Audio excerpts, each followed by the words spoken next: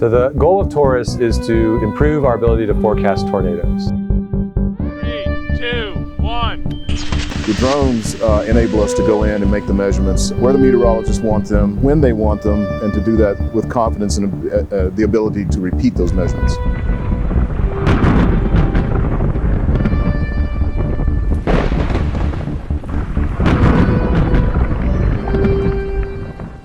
My name is Brian Argro. I'm professor and chair of the SME Department of Aerospace Engineering Sciences. My name is Eric Frew. I'm a professor in the Aerospace Engineering Sciences department here at CU Boulder. The tornado warnings that are issued by the National Weather Service give about 15 minutes of warning time. And the expectation is that with better understanding of the storms, we can push that out to 1 hour notice. One of the things that's a challenge with the tornado research, with the supercell research, is getting instruments into the storm in places where you can't put humans and you can't use things like balloons and so forth. Remote sensing can only give you so much information. So our goal is to fly a drone, an unmanned aircraft, into the storm to collect data that you cannot get any other way. Really a continuation of research that's been going on for a couple of decades. Project TORUS is a multi-university collaboration that involves the University of Colorado, University of Nebraska-Lincoln, University of Oklahoma, Texas Tech, and the National Severe Storms Lab. When it comes to the CU Boulder team, we had 14 people with us in the field. Our team consisted of a combination of undergraduate students, graduate students, professional engineers, and faculty researchers like myself. What's really exciting about what we were able to accomplish is that it was designed by students, fielded by students, operated by students. I had sophomores and juniors in this team accomplishing something that's never been done before. Well, this is like the third generation of our drones that we have used for this research. The new system that we have has a pneumatic launching system, a catapult, that's mounted on the roof of our vehicles. And that way we can launch, and then we can be in the air within 5 minutes and driving away towards the storm with the aircraft climbing as we go.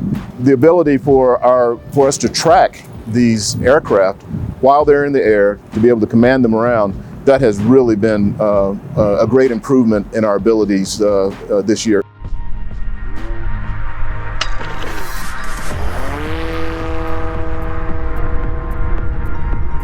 The thing we learned that was the most surprising to us is just how well our drone behaves. This family of drones actually has exceeded my expectations. They can fly in rain. They've demonstrated they can fly in small hail.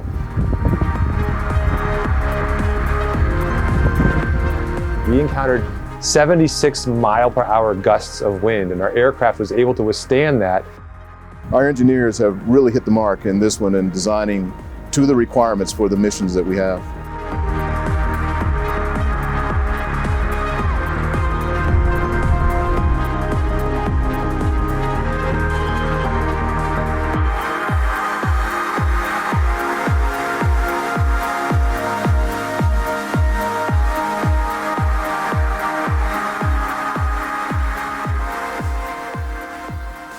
The long-standing question of what are the conditions that come together that end up producing a tornado in a supercell. The meteorologists have been doing simulations for a number of years now, and the simulations have gotten really advanced where they can now simulate a supercell that will produce what's called a long-track tornado in the simulation. And so I'm excited for us to be able to go in and probe in these areas with our aircraft that you can do it in simulation, but you can't really get any other instruments to verify that that's actually what's happening. I'd really like to see three things come out of this effort. The first one is better warning times. Better understanding of the storms improves our models, improves our ability to do forecasting of storms. Second goal is to really highlight the ability of unmanned aircraft or drones to do this type of work. We went to the storm environment. Third thing is we're hoping to show that drones can be deployed not just with specialists like ourselves, but with the general public, with first responders, with local weather stations to help provide a better understanding of the conditions.